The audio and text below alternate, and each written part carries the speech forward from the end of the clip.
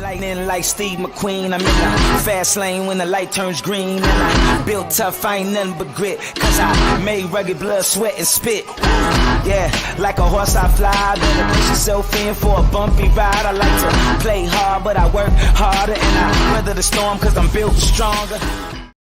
What is up, ladies and gentlemen? We are back. We are live. It is the Freight Coach Morning Show, the top morning show in transportation, coming to you every single weekday, 8:30 a.m. Pacific, 10:30 Central, to break down some industry headlines and, most importantly, be able to provide some actual insight in what you can do with all this information to stay in business. That is what's most important to me, is moving this industry forward through education and progress, not talking about the inevitable ebbs and flows of it all, but most importantly, how do we keep you in business and profitable? And frankly, it is why I proudly fly that American flag behind me every single day, is because I'm living my American dream and I want to help everybody out there live theirs as well. I got a very special guest for you guys today. I'm going to bring him up here in a second, and we're just going to bring some reality to you guys. He's one of the best guests that I have on. Everybody loves when he gets on the show because he doesn't hold back. He keeps it real, and that's what we're here for, you guys. But before we do that, I got to give a shout out to my friends over at VHub. You guys, vhubapp.com. Brokers, carriers, shippers alike, we all need access to trailers. It's a very big part of this industry, is having access to equipment to haul all of this freight that we are going to be moving. And frankly, whether you're a one truck operator or a broker, you can utilize their platform, you guys, because especially if you're a small fleet, you shouldn't have to shut your operation down because you have a truck in the shop. And then most importantly, you get paid to do this, you guys. And what they're working on right now is they have Paragould, Arkansas, going to Orting, Washington. You get paid $15.50 to do that. That is on top of the revenue you can get by loading out that trailer as well. Talk about a solid way to help offset some of these fuel costs and maintenance costs and everything else. That is a cost that is up at this point in time. And they also, if you have Canadian authority, you guys, Paragould, Arkansas, going to Delta, BC, just across the border there, you get paid $18.50 US to do that. They also have San Diego, California, going out to Selma, Texas. You get paid $750 to do that. That's a reefer trailer out there. And then if you're looking for rentals right now, you guys, they have them available up in Utica, New York. They have a 2013 dry van that can rent for as little as $28 a day. And they also have one that can rent as little as $20 a day. It's 2006. So you guys hit them up, vhubapp.com. My friend Xavier Campos and Stacy Steen, they'll be in the audience here. You guys just drop them a note. Just do me a favor. Let them know that the Freight Coach sent you. Rick Wooten, good morning, sir. Good fucking morning to you too, Cody Miller. Sonny Sharma, let's go, baby. I love it. And Bob, what's going on, my man? Good morning. All right, I'm going to bring my guest on right now. He's a busy guy, so we're going to get right to the point. I got Ken with DAP on again. What's up, man? Good morning. How are you? I'm doing well. I see the subtle slight you have in that OSU half zip, quarter zip, whatever you want to call it. You guys beat the piss out of Wisconsin when you guys. It wasn't even fair. I was in the north stands, I guess it would be. Yeah. And that's where all the action happened in the game. I brought my wife. It was her first Buckeye game. And she's like, are they always over this fast? I'm like, well, not typically, but yeah. Dude. And it's been a rough one for Wisconsin football this year. I mean, I know Coach Dad got fired. Yeah, he's out, but I think it was needed. Like we had the best recruited quarterback in like program, and he hasn't worked out. Again, I couldn't do any better. I'm not trying to say that I could or anything like that, but a change was needed when a blue chip program like Wisconsin starts out the way that it did, with losses at home to Washington State and everything else. And they just haven't even looked competitive. No, I mean, I will say, I don't want to jinx anything, but like the Buckeyes look really good this year. And it's funny, like if you watch the press conferences of the coaches after these programs, like Mel Tucker looked like he saw a ghost. Coach Dad looked like he was in a basement giving a deposition. I mean, these people just look devastated, and they look, and they're not even at full power. They need Jackson Smith and Jigba back, and to get Mayan Williams and Trevion Henderson there at the same time would be excellent. Yeah, it's. I would not want to be Iowa coming into the shoe, because the plan all along was to get everyone back after the bye. So they got Iowa on big noon next week. It's going to be rough time for Brian and Kirk Ferentz. You know, honestly though, man, it's always the one team that you don't expect to beat in the Big Ten that's going to come in and I don't know if they'll beat Ohio State, but it'll be way too close. I guarantee it. If it was at Kinnick, I would agree with you. But okay, A noon game at the Shoe, it's going to be like 70-2. You know what? 70-4 with 2 safeties. 70-4 with 2 safeties. That's the call. All right. Are we going to run that through data analytics and see what the probability of that is? Already did.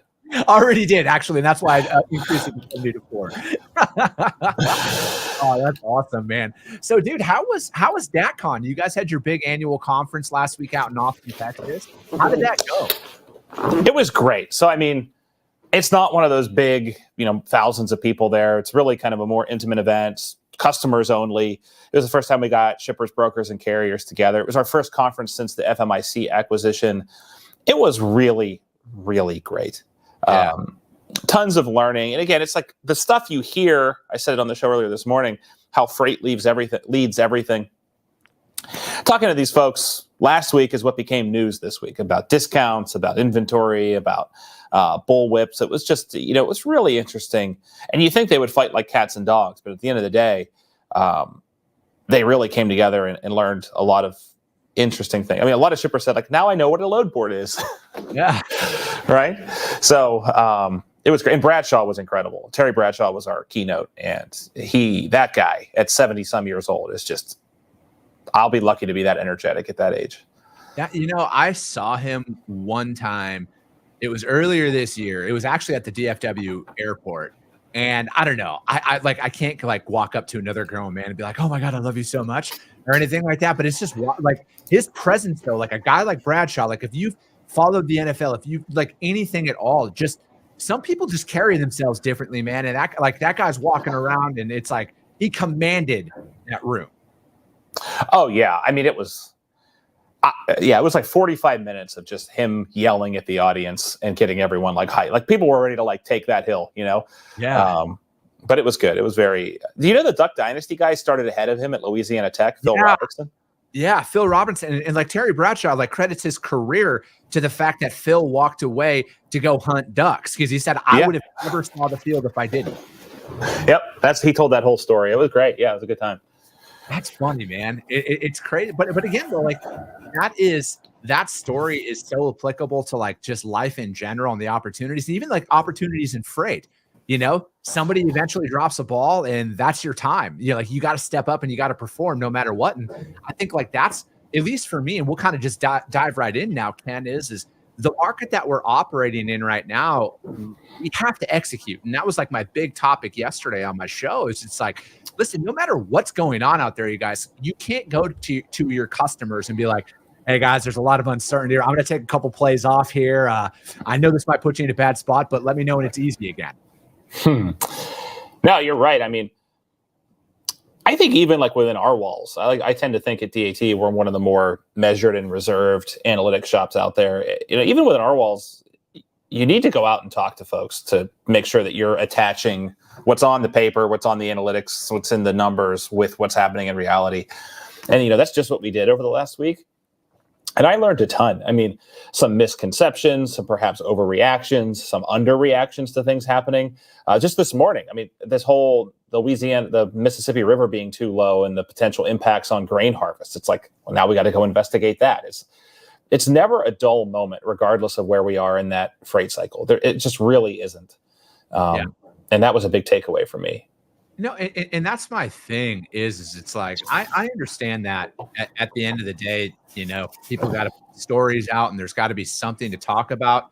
But I just don't ever like the approach. Like, I think anybody who's been in this industry for a long time understands that there's changes. There's some very real repercussions. There's some very real outcomes that happen when market shifts and everything else, because there's always going to be a subsector of businesses that go under during market shifts. And there's always going to be a subsector of the industry that flourishes during these market shifts and everything else. And I just, sometimes the narratives that I see out there is it's almost like some people hope that everything fucking crumbles so they can say, well, I was right, at the expense of so many people.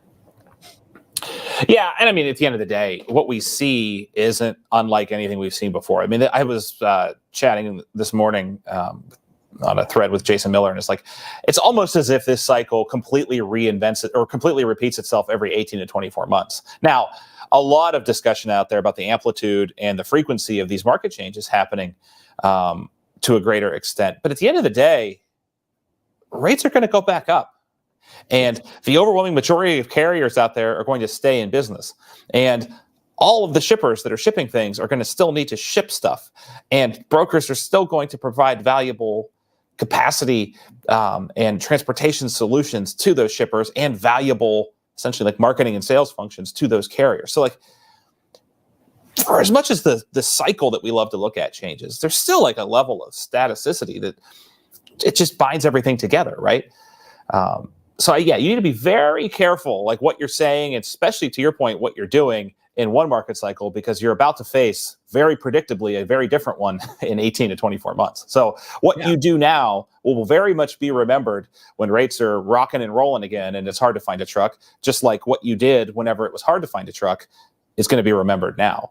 Yeah. And, and that's my thing is it's like in the market that we're operating in right now, if you want to call it a broker's market or a software market or however you want to spin it, I think more brokers fail when it's easy, Ken, than they ever will when it's challenging because of greed, to be honest with you. Like I see this all the time, man, is when the market shifts like the way that it is, people try and push rates down so far that it should be of no surprise that all of a sudden, why are my service failures increasing right now?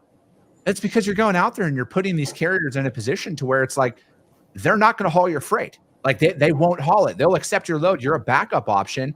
And then all of a sudden you wonder why all of a sudden, like every truck's tires blow out or their turbos blow out, or there's all of these things that happen in transit and before pickup and stuff like that. It's just because you need to position yourself in these markets to where it's like, yeah, your margin percentages are going to be compressed, but it's a volume play. You know what I mean? Like in a normal freight market like we're in right now, Ken, you don't make money on one shipment. You make money on 15 shipments. That's where your revenue comes from in brokerage. But with the short-sightedness of this all, as people remember 3 months ago, 4 months ago, when they were like, I was making $700 on a shipment. That's just not the case in a standard freight market. Like in my experience, most margin percentages for standard dry van and standard reefer loads are going to sit between 10 to 12% for a freight broker. That's a healthy margin percentage, give or take. Mm-hmm. Maybe a little higher, but yeah, I mean, I think most people are shooting for 15, right? I think when you look at the TIA's annual reporting, they're aiming for that. If it's general FAK, nothing crazy, nothing super commoditized, you're probably 12.5 to 15%. They're probably pushing 17.5 to 18% right now, to your point. But that was a lot different, right? They could afford to take a much lower percentage margin during the extreme peaks of COVID because they were making so much more on a dollar basis, right? Like I'm willing to take less of a pay cut on a higher base than I would be. You know what I mean? Like, so that's how it all shakes out. I will say, I don't have a great answer, right? So the two seminal questions we were getting from the pricing folks at DATCON were, why is the amplitude of these market swings increasing? I don't have a great answer to that. There's a lot of study we're going to have to do on that. I think I have a pretty good answer on the frequency, and it's because access to information. Whereas before, you were doing a lot of price discovery as a frontline floor broker or an owner-operator sitting in the cab of your truck. There are tools out there now that help you shorten the lead time on metabolizing market changes in your business, right? I know sooner when the market's changed. I know how much it's changed. I know where it's changed, right? So that, I think, is a major contributor to why you're seeing markets move faster. And it's evident on the contract as well as the spot side. On the contract side, it's because shorter bid lengths, contract durations have, as we know, compressed. And shippers just have access, frankly, to more information. They're able to more reliably, dynamically route through their different waterfall tender systems. They're able to access the spot market differently. We heard that over and over and over again, right? We were in a room with 80 or 100 shippers. They're thinking about the routing guide totally different than they did before COVID. So I think to what you've been saying all along, you need to be able and willing to adapt, or else you're really going to that's the only people that will get left in the dust, right? Are the people that aren't willing to adapt to the modern aspects of this freight market.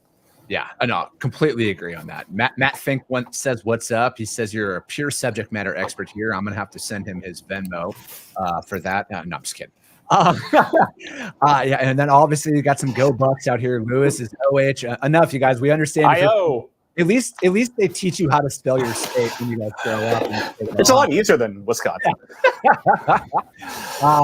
Yeah, Cassandra Gaines brings up a good point here. Most that joined the industry during COVID are not used to the cycles. They will see how rates go up and down normally. The rest of us are totally used to this. And no, it's very true. And, you know, and that's like my big thing is it's like what market we're in, we still need to operate, you know, like we can't go back. I think, Ken, to your point, most importantly is with the access to information, it almost makes your job more easy because you understand that the predictability of it all is going to be there. Like you can actually price that in where most people are used to, well, I haven't changed my rates in 2 years. Like, what are we doing here? No. I want that competition.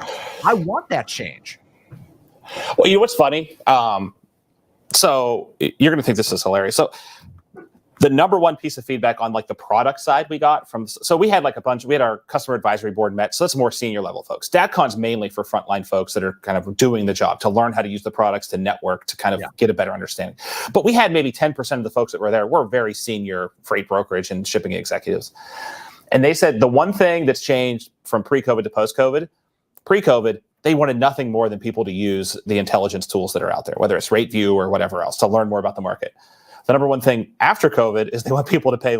They want them to use them less, right? They want them to kind of just get the rate and go because they're spending so much time trying to outsmart themselves, right? It's like, you know, like sifting through what's important and what's not has become a bigger chore than it was before because you didn't have as many options, you didn't have as many tools at your disposal. So there's a large push in the industry to kind of figure out what's important, focus on that, and then kind of speed to execution. So it's not just the execution, but it's the speed to which you move from the decision you make to executing. That was a huge theme talking to customers. Yeah. And no, paralysis by analysis is essentially what a lot of that is. And I almost think though, Ken, though, that it's like you can get overly intoxicated with information and it hinders you from actually taking action. You know, because again, posted rates are very different than the rate that it will take to actually move a shipment. And you can't look at a spreadsheet or a graph or something or anything and you just stare at it. Like you have to take action. You have to get out there and talk to people. You know, to your point earlier about you want to get a good pulse of the market, pick up the phone. You want to get a good pulse of where that lane is sitting, pick up the phone. You can utilize your data to run 30, 60, 90, 180-day freight cycles that are out there because, you know, through your guys' platform, which I've used extensively in my career and I'm using right now, is I can tell within a couple of points, and by points, I mean cents per mile that come out there on where a rate will trend. It's really not that hard, you guys. I went to public school. I can barely add. And, you know, for me, it's pulling a lot of this information. But again, that's one thing. You have to actually talk to the carriers who are running these lanes all the time because there's a massive conglomerate of data. And the problem with data is people's contracted rates might be at a certain percentage or rate per mile. A spot rate might be at a rate per mile, and it can skew that information to a point. And that's one thing that you need to take into consideration. Like, yes, data is phenomenal, and I'm a massive proponent of data, but you got to be able to use it. You have to be able to understand what it means. I mean, you got to understand what it is too. I mean, I had it down to a science by the end of it, of the little 30-second, you know, rate view is an average. And in that average, you're going to have hazmat and non-hazmat, heavy and light, multiple picks, multiple drops. You're going to have all of that. You're also going to have, frankly, if we're talking about the tactical side of it, you're going to have good negotiators and bad negotiators in that average, right? I can remember, I told this story last week. I used to take slips of paper and go out to the brokerage floor, and I was trying to get pricing adopted from a analytical level at FedEx, and ask 5 people that sat right next to each other to price a very common lane. I'd give them a piece of paper.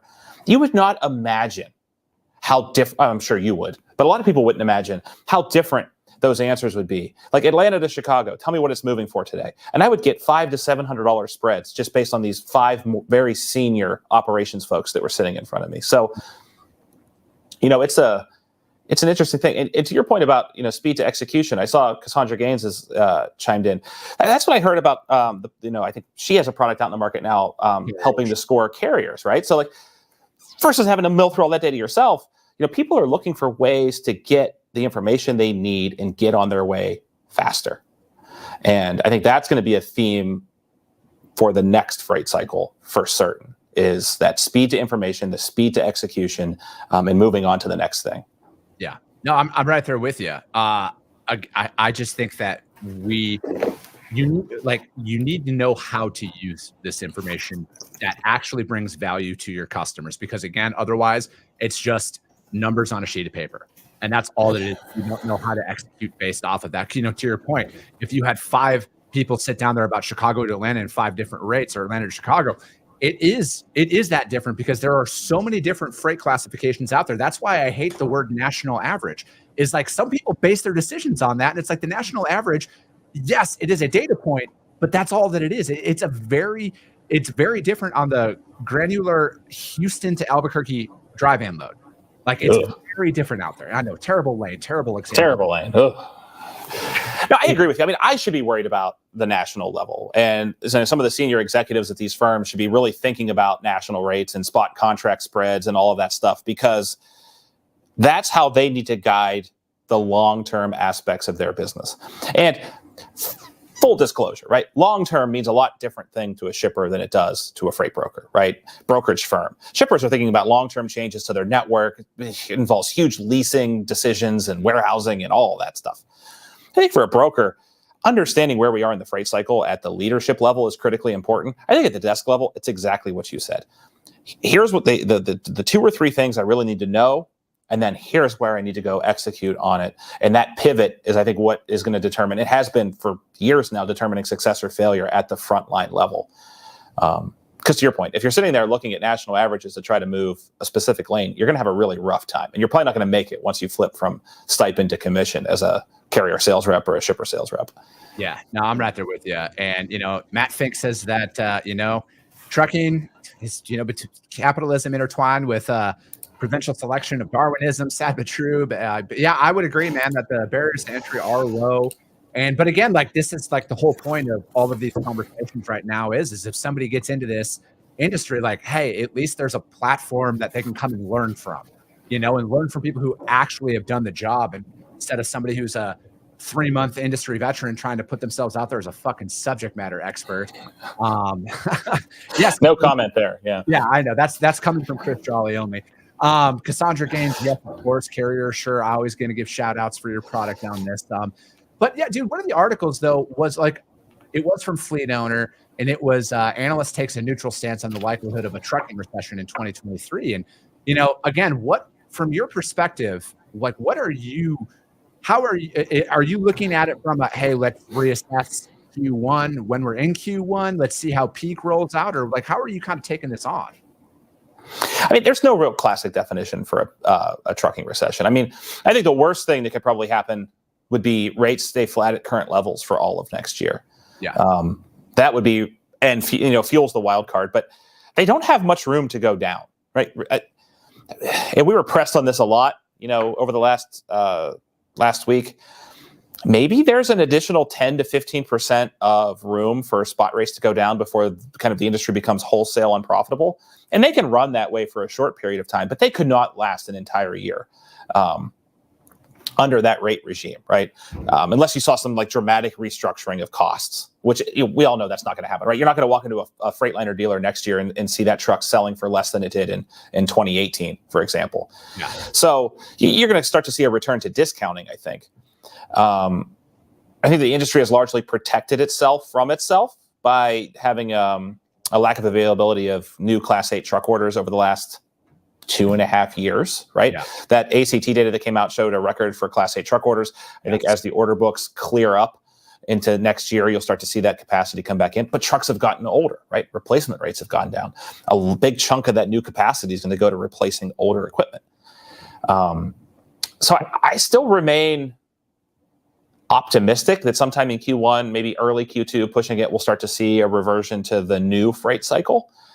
The big question is going to be how high does that cycle reach? The last two, so I was talking to one of my good friends and probably one of the best minds in the freight industry last week. And the last 2 freight cycles have been largely attributed to major discrete events that have caused them to go haywire, ELDs and COVID. Correct. Will there be another event that causes the next freight cycle to go crazy, or will be more of a return to normal, where you saw maybe a 2015 leading into 2016 and then 27?